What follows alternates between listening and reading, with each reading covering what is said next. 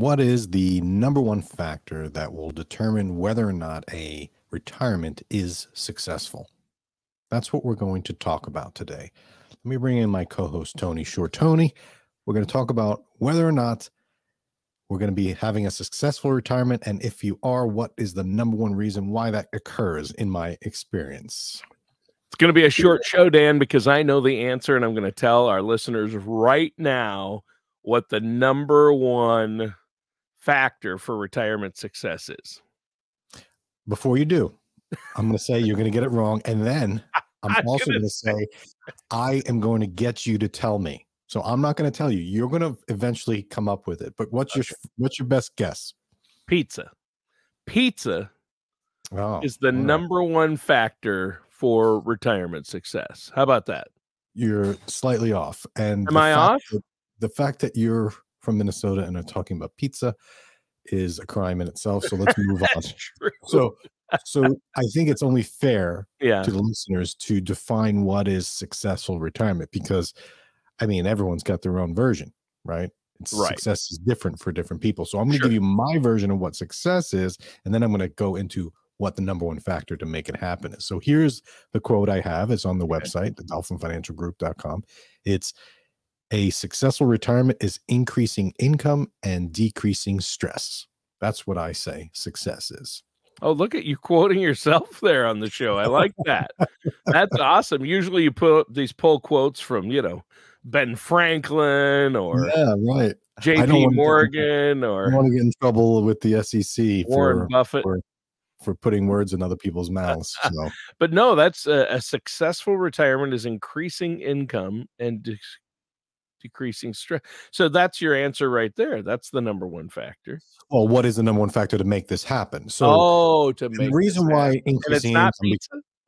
No, and it's not money, because people are having a lot of it, because we talked about it. But I have increasing income in there because you want to keep up with inflation. You want to keep up with your lifestyle as you get older. And so if your income is flat, that adds a little controversy to your retirement plans. And then if you're stressed out about everything, then what good is retirement? Right. So Yeah. It's a non-financial related issue, but financial issues cause a lot of stress. So, So what prompted me is two articles that I saw on CNBC this week. The first one was a survey that they do every year, and the results were disheartening. So I'll put the results down here on the CNBC Financial Literacy of 2023. And I just want to pull one stat out from it. 70% of people surveyed were stressed about finances.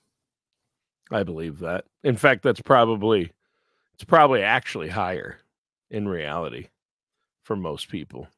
You surround yourself with people that are stressed or something? Everybody stresses about finances. No, not successful retirees. Oh, okay. Not your clients. Right. Not Dan Wendell clients, not Dolphin Financial clients. That's true. They stress more about pizza than they do about finances. The buffets. Yeah. They stress about the line at the buffets. They're worried about that.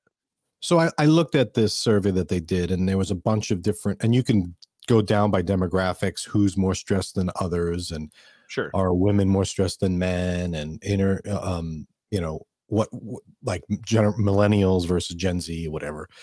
But the bottom line is everyone was stressed, or majority of the people surveyed was stressed. So I'm not going to debate that. What I'm going to say is, what's the number one factor to eliminate this, or at least become successful? So then I moved on to another article on CNBC this week, and here's the title. And this might lead you to tell me what the number one factor is. I'm hoping it does. And here's the article for those that are watching on YouTube below. This was a CNBC article from April 13th of 2023. It says, headline, young people in Greater China are blowing their paychecks every month, even if they don't have to.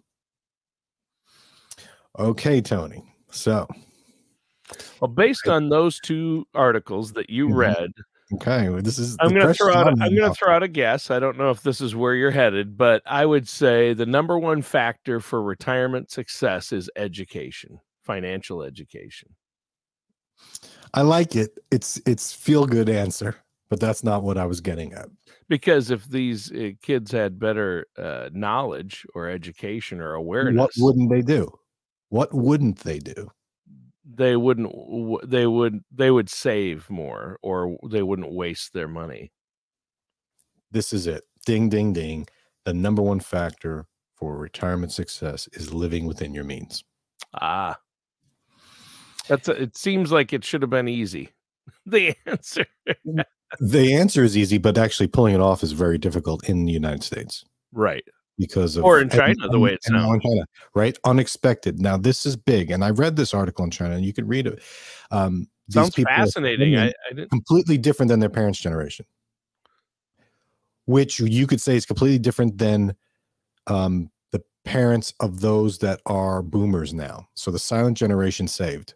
Depression era, and there were a lot of boomers that were on that borderline depression era. Sure.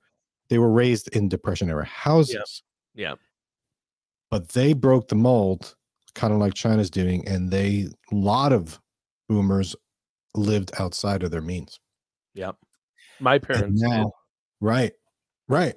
And so now our generation, and then the millennials and the whatever Z's and X's and Y's, they are living outside their means. And in rural China and the US, this has always been a problem.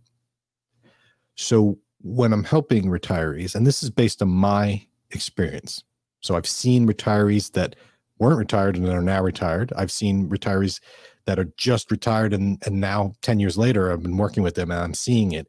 And there's a common thread, and that is those that have lived within their means while they were young have more money saved for retirement.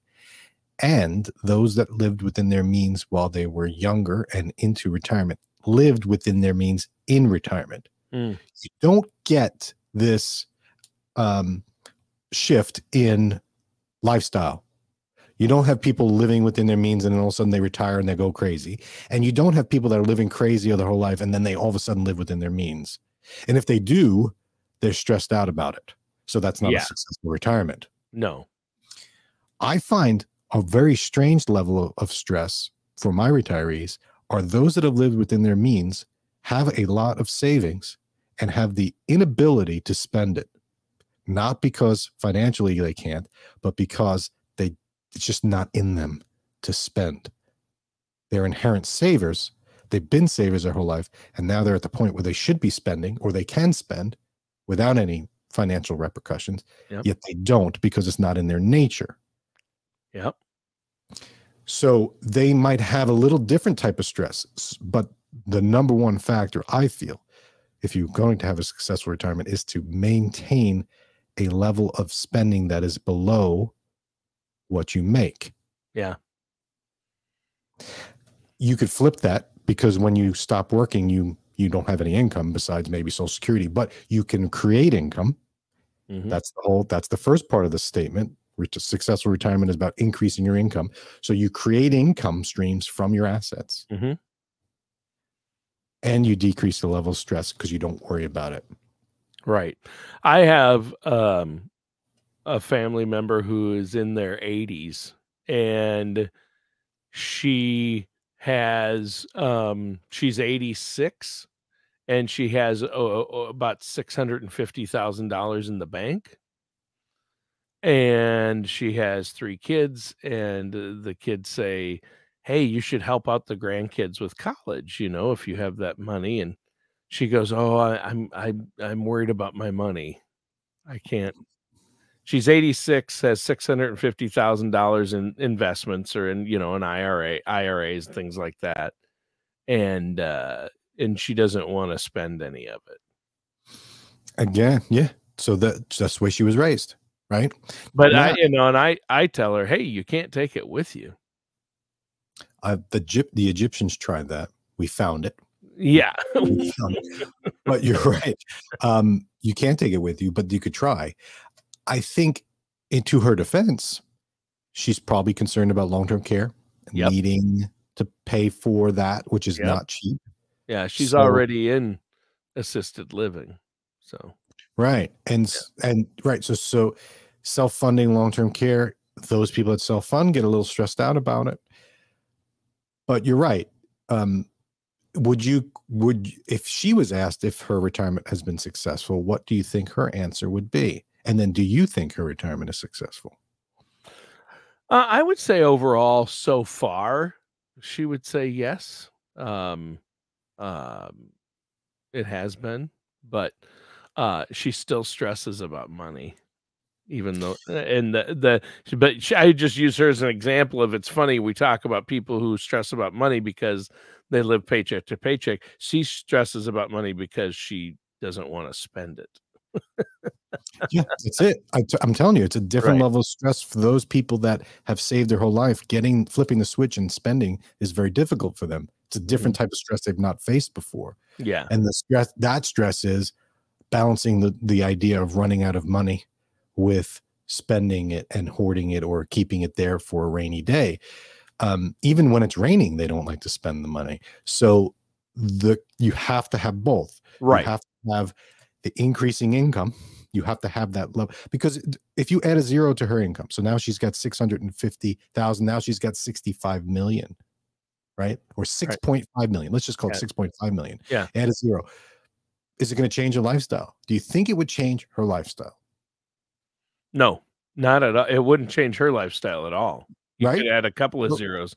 Now, maybe then she would feel free enough to, help her kids or her grandkids out. But but that doesn't help her. That just keeps them quiet. Maybe that reduces the stress of them being noisy, but the more she has, the more noisy they will be. Yeah, that's true. 650,000. I could help you spend that, Grandma. 6.5 million. All of a sudden, it's like, Grandma, we're not talking about my immediate family. You know what you know what I'm talking about is the grandkid. Again, it never matters how much money you have in the bank. What matters is your income level, because that's what determines. But I think the answer here is the solution to everybody's problem, to her problem, to the people who worry about spending the money they have, or the people that struggle with living within their means.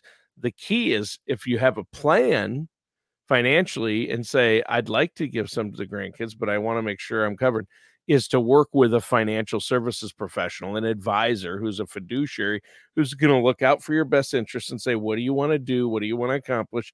And then plan for it. Right. It helps to alleviate a lot of the unknowns, and unknowns is what causes stress.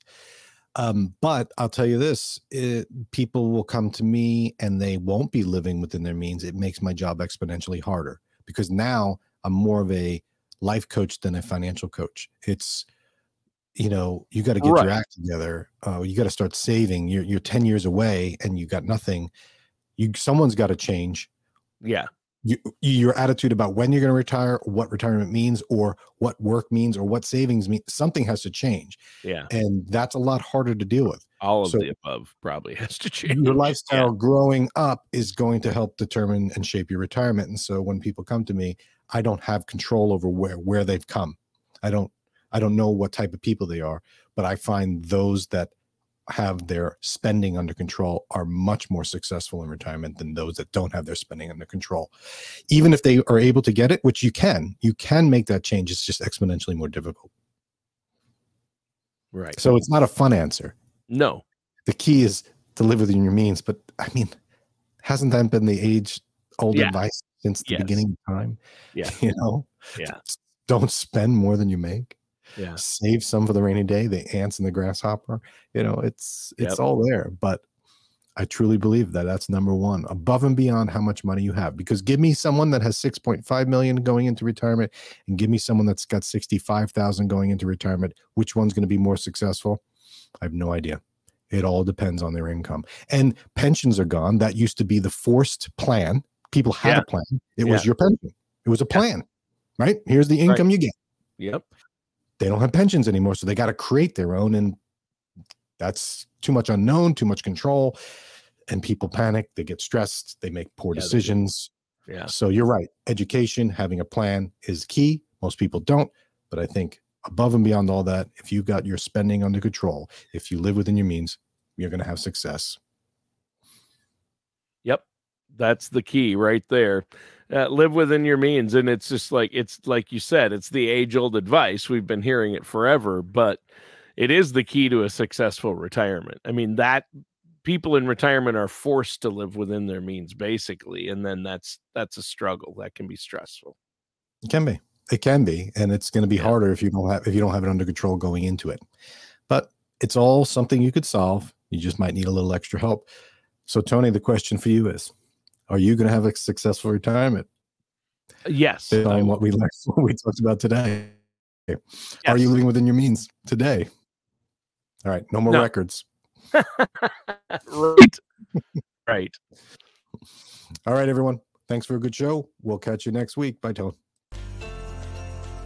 All matters discussed in today's show are for informational purposes only. This show is not investment advice. Dan Riddle nor Dolphin Financial Group are affiliated or endorsed by any government agency. Investment advisory services are offered through Dolphin Wealth Management, Inc., a registered investment advisor in the state of Florida. Insurance products and services are offered through Dolphin Insurance, Inc. Dolphin Wealth Management, Inc. and Dolphin Insurance, Inc. are affiliated companies doing businesses as Dolphin Financial Group. You should talk to someone at Dolphin Financial Group before implementing any of these strategies or ideas.